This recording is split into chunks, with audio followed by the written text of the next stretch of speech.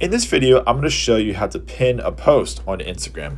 This is where you can have a post and it's on the front of your profile, so it's very easy to have something important that you want just be at the top of your profile.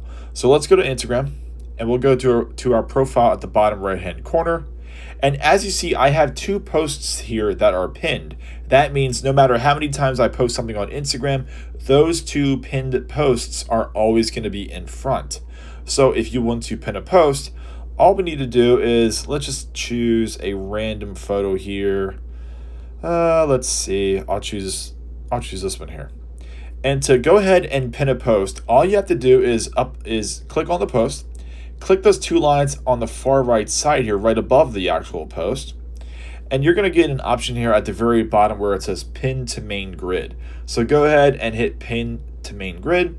It's pinning, and now once you go back to your profile, let's go ahead and refresh the page, and there it is. That pin post is right in front. So now no matter what, every time you post on Instagram or someone sees your Instagram, these posts are going to be in front. That's it. Super simple.